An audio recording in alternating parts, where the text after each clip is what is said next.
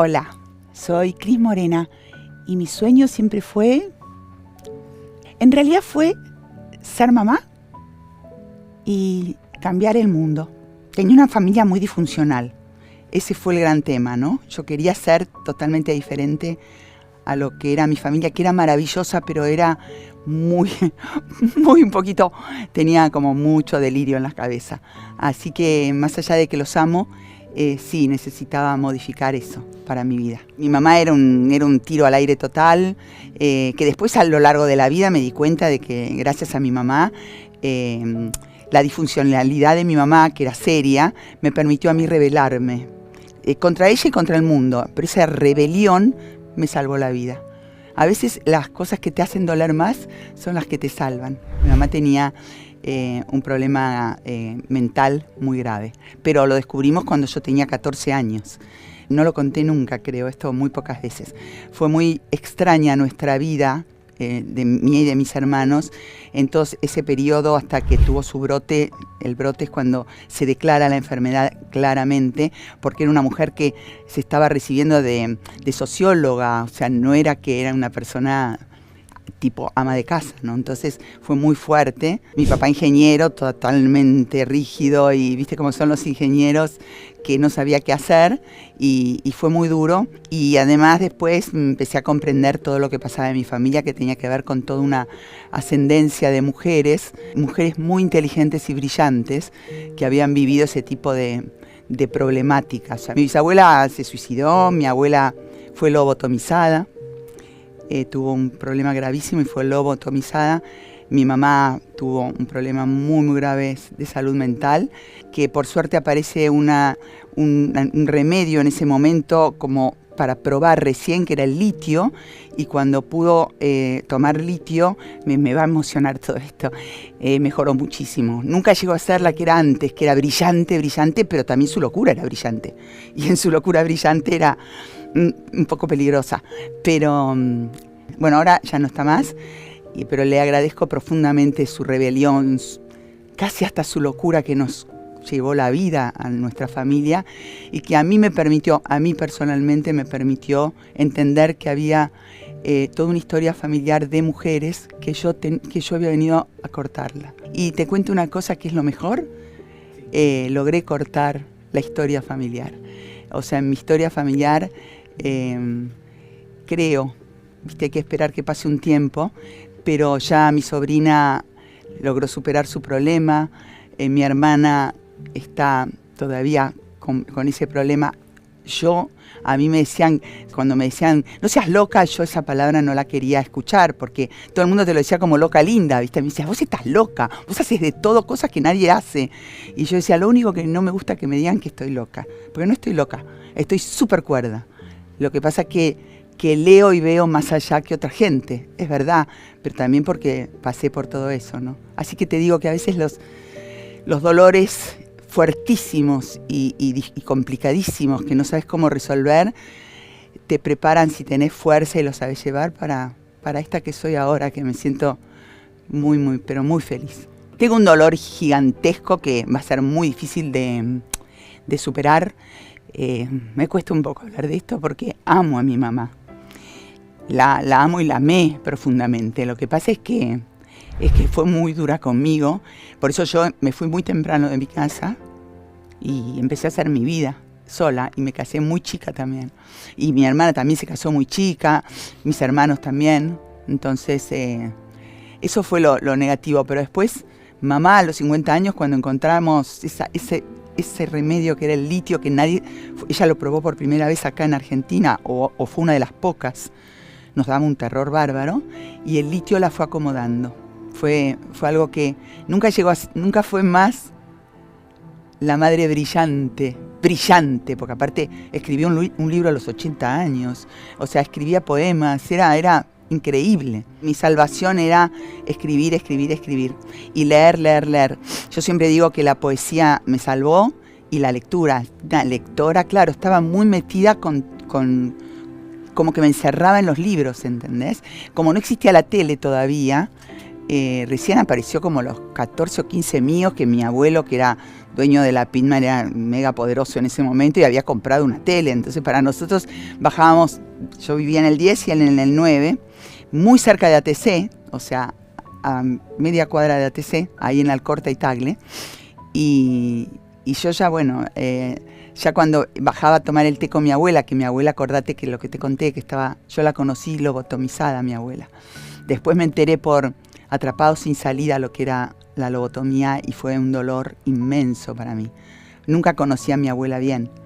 Y mi hijo nunca la conoció a mi mamá mal, porque mi mamá ya después con el litio y con los psicólogos y con todo se transformó en una persona divina, divertidísima, porque era divertidísima, pero no tenía en esos brotes, la gente que sabe de esto me va a entender, las personas tienen como una media hora, un poco más, de un nivel que yo no sabría llamar, no sé cómo llamarlo, si es celestial o cruzan el universo, como que tienen una claridad de visión de lo que es el mundo, la Tierra, el planeta, todo. Es como que, y yo cuando venía eso, yo sabía que después venía el brote y yo me la aprovechaba un montón porque, no sabés, el nivel era como si su mente estuviera conectada exacto con el universo.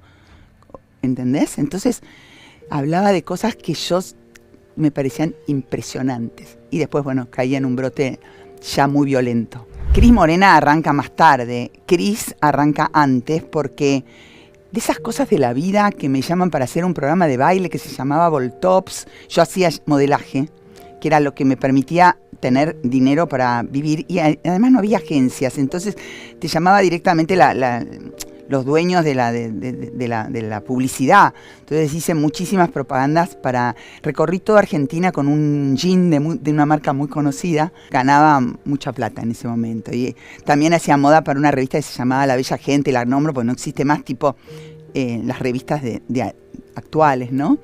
Que era todo de jóvenes. Había muchas revistas de jóvenes en ese momento. Y también hacía desfiles y qué sé yo. Karina Rabolini, por ejemplo, me acuerdo perfecto. Éramos esa camada. Y después me llama una persona que nada que ver y me dice, che, Cris, ¿no te gustaría? Yo todavía estaba en el colegio. ¿No te gustaría? Por supuesto, en el colegio me fue increíble hasta tercer año, que cuando mamá se rebeló, yo me rebelé y fue un desastre en conducta. Buenísima, siempre fui en todas las materias, pero fue un desastre en conducta. Y de hacer cosas divertidas, locas. Y bueno, y entonces me dijo, yo todavía iba al colegio y me dijo, ¿no querés participar de un programa que se hace en Canal 9? Canal 9 me quedaba cerquísima, en Castex. Y yo digo, ¿de qué es? No, es un programa de baile, lo hace un tal Gustavo Yankelevich, que yo no sabía ni quién era.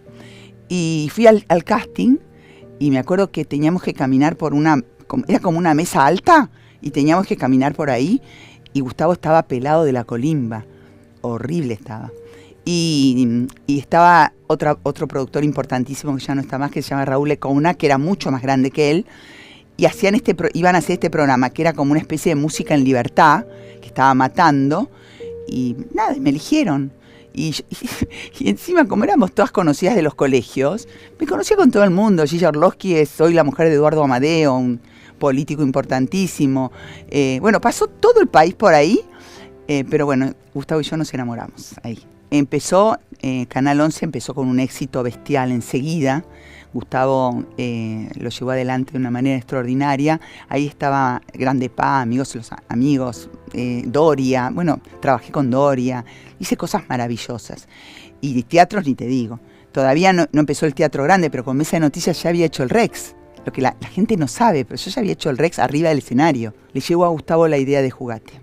Me parecía que era un programa alucinante con chicos y yo quería probarme conduciendo y bueno, y Gustavo se volvió loco con el programa y ahí arranqué como productora general, como autora de todas las canciones, o sea, pude poner mis canciones al servicio, porque antes yo escribía casi todo lo del canal, todo lo que fuera, no sé, Juntos por un amigo, o Primavera, o Invierno, todo con Rato trabajábamos mucho todo lo que era la imagen del canal. Pero con Jugate empecé con mis canciones, que yo ya tenía un montón. Antes había empezado, Silvana y Lorenzo me hizo un disco inmenso con canciones mías, pero recién arrancaba, porque yo escribía poemas, nunca se me vio... Una locura, pues yo soy profesora de piano, tendría que haber hecho todo, pero en ese momento escribía, me encantaba escribir solamente. Y bueno, y en Jugate ya hice todo. Conduje, hasta hicimos una serie dentro de Jugate que se llamó Life College, vino gente de todo el mundo, viajé a todo el mundo. Jugate fue una gloria, fue una gloria total. Pero terminó Jugate, en realidad fueron 5 años de impresionantes y dije, no hago más cámara. Pero dije, no hago más cámara y no hice más cámara. O sea, no es que dije, por un ratito me guardo. Sentía que estaba perdiendo un poco mi familia, sentía que quería estar... era agotador, eran todos los días, era muy, muy agotador y nada, me daba una felicidad enorme. Lloré muchísimo con la decisión, me quería morir de haber decidido eso porque amaba Telefe además, Telefe pero ahora estoy feliz, porque si yo me hubiera quedado ahí en Telefe, hoy soy, no sé, Marisa Badía 2. ¿Entendés? Amaba tanto el canal que no hubiera podido dejarlo nunca si no hubiera tomado esa decisión. Y la tomé y me quedé un poquito medio en el aire hasta que Gustavo me dice, yo estaba escribiendo cosas, siempre escribí las aperturas de Gasalla, ahí ya escribía canciones ya para Marcelo le escribí, no sé, un montón de canciones, Gomazo, muchísimas de esas canciones que todos cantan son mías. Que nos tiren los galgos, todo, yo me agarraba de las palabras de él. Y por eso te digo, mi vida es largo, es para rato. Y entonces me dice Gustavo, Cris, estamos con algunos problemas con la producción de Chiquititas, qué sé yo. Chiquititas para mí era una gloria porque era escribir para niños. Y había escrito todo el primer año de Chiquititas, todas las canciones. Y además trabajaba Romina, era su protagónico. Entonces me dijo, si vos la producís, seguimos adelante. Si no, está complicado esto. Dije, ya. Y cuando me puse a producir, bueno, tuve que hacer muchas cosas que no me gustan hacer, pero que tuve que hacerlas. O sea, cambio de autores, cambio de producción. Los papás dejaron de estar en el estudio, que eran realmente muy complicado trabajar con niños chicos y con sus padres que les decían, ponete al lado de Belén, viste, los papás los volvían locos. No todos, obviamente, ¿no? Y ahí cambié todo el formato y en, no sé, 2 semanas o 3 chiquititas. Yo no soy un hecho de periodismo o de algún programa tipo de estos que hay ahora. Yo fui una laburante total y todo lo que hice lo hice con mi trabajo y con el equipo de trabajo que tenía. O sea, no soy un producto del periodismo, sino del trabajo. Entonces, por eso agradecí muchísimo a toda mi gente que trabajaba conmigo, a mis equipos y al público. Soy un producto del público. Cada serie que yo hacía, lo que teníamos como un espacio muy grande, como si fuera un espacio de juegos, como si fuera un jardín de infantes, pero para chicos más grandes, ¿no? Entonces, además de hacer sus tareas, y tenían unas maestras muy divinas que los acompañaban, tenían de todo, tenían desde el juego de las bolitas de fútbol, de futbolito, hasta de todo. Ruletas, inventábamos cosas. Javi se ríe porque a Javi le encanta hacer todas esas cosas. Teníamos gente como Javi que les hacía todo eso. Y además estudiaban la letra, que ellos entraban al piso. Yo tenía como una metodología que era que los chicos no entraran con el libro al piso, que supieran la letra, que fueran muy ordenados con su ropa, porque la ropa era ropa muchas veces prestada. Al principio llegaban y tiraban la ropa. O sea que creo que muchas mamás me deben estar agradecidas. Pero eso lo llevé un poco, esos grupos. Siempre tenía chicos trabajando como una especie de pequeña escuelita, porque a veces entraban cuando el programa ya estaba después de 8 meses de programa y tenían que estar al mismo nivel que los protagonistas. Entonces tenían que hacer todo un entrenamiento, ¿no? En baile, en canto, en todo. Y ahí arrancaron mis primeros escuelas, o no sé, no se llamaban escuelas. Esos lugares donde los chicos aprendían todo lo que después tenían que expresar en la televisión, ¿no? O en el teatro. La exigencia o el sacrificio no son palabras que yo uso jamás, ni la culpa. Yo uso otras palabras, la excelencia, la pasión, emocionarte con algo que haces, entusiasmarte, el entusiasmo. Y para entusiasmar tenés que proponerles algo entusiasmador para entusiasmar a otro. Entonces eso se transforma en una gloria porque al final somos todos entusiasmados. Soy mega de excelencia, sí. Te lo puede decir cualquiera de los que trabajan conmigo. A veces pienso que por eso, viste que hay gente que dice el fracaso y el éxito. Es rarísimo, ¿no? Porque yo no sé si es éxito o tener un grado de plenitud que me permite seguir creando. Entonces no sabría cómo llamarlo. Y los fracasos, a veces no era el fracaso del proyecto, sino cómo luchar para que ese proyecto se mantuviera y cómo luchar para que siguiera y charlar con gente y contarles el proyecto y venderlo en el mundo. Y no eran, era difícil, pero no era imposible. Nada es imposible. El miedo es la antítesis del amor y yo el amor lo tengo muy presente. No es el odio la antítesis del amor, es el miedo. El miedo normal no es miedo, es como excitación de qué va a pasar con esto. Siempre estás como ¿viste? Pero yo soy apostadora a lo que siento en mi corazón y también voy a decir algo que me van a decir, como siempre me dicen que yo digo cosas que no existen, pero cuando vos haces las cosas con tu corazón, de verdad con tu corazón, y todo lo demás que se sale de tu corazón queda en segundo plano, y cuando te digo todo lo demás, es todo lo demás. Es el dinero que vas a cobrar, es si sos socio o no sos socio, es si te van si te va a ir bien en la plataforma o te va a ir bien. Mirá, cuando yo me lancé con Margarita en Max, es todo una experiencia. Ya había hecho un montón. La gente dice, volvió ahora. Yo ya venía haciendo en Netflix 2 veces Rebelde, para México, Te quiero y me duele para México, para el Cirque du Soleil hice Big Top Academy. Lo que pasa es que, claro, se veía en Estados Unidos del Norte y un montón de cosas más, pero no había vuelto acá, a la Argentina, ¿no? Amo mi país, lo amo con locura, con todas sus problemáticas, sus disfunciones. Creo que tenemos un país increíble y muchísima gente maravillosa. Entonces trabajaba para afuera, pero siempre volvía. Y nada, salió en un COVID con Tomás, con mi hijo, que estuvimos juntos 14 días, que fue glorioso, hace 3 años. Y yo empecé a escribir sobre Margarita, que es ese bebito que nace el último mes nacen trillizos. Y se lo mostré a Tomás y me dijo, esto es para mí. Él trabajaba en Warner en ese momento. Digo en ese momento porque viste que las plataformas van mutando y se van haciendo socios con otras y se van juntando y se van abriendo.